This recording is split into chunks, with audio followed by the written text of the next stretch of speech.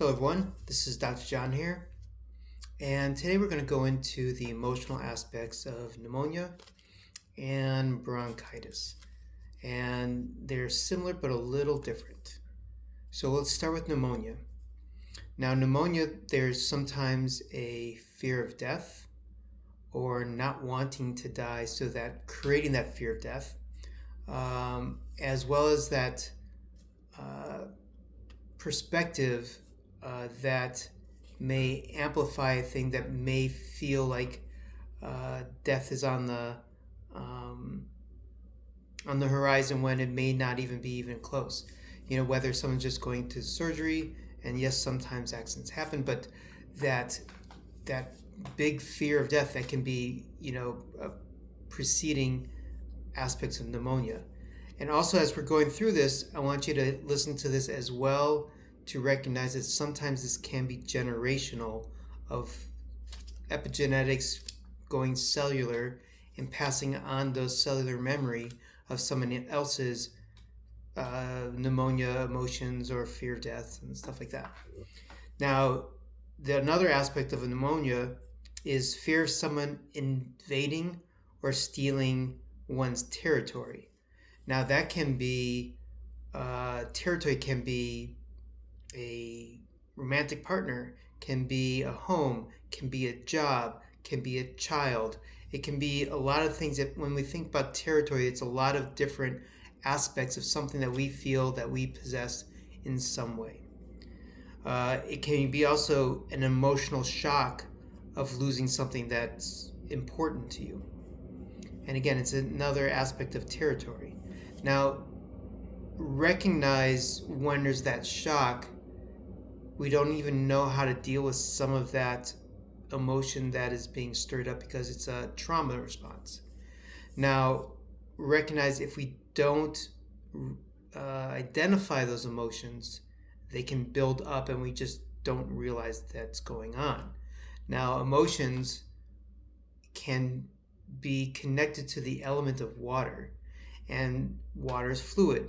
So pneumonia, it's almost the building up of these emotions: grief, sadness, anger, rage, depression, any of these emotions, but we don't know how to do anything with it. We don't know how to identify, to process it through, and it just builds up. So if you can think of pneumonia that way as well. And it's also a loss or perceived potential loss with surprise. Again, that shock factor. It can be suppressed grief, sorrow that we don't know what to do with. And it can be we can also be from a product of a self-defeating, dysfunctional family who instill a sense of helplessness and hopelessness. There can also be a strong ego getting in one's own way and not letting us get past and get things out, and an inability to ask or receive help. And that's almost an aspect of hyper independence. And I might do a video on hyper independence at some point as well.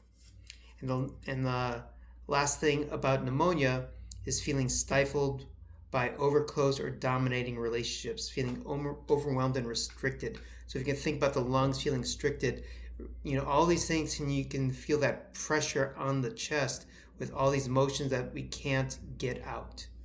So that's pneumonia. Bronchitis is similar, but having arguments and feeling unable to defend oneself. Again, that stuck feeling, can't get that voice out.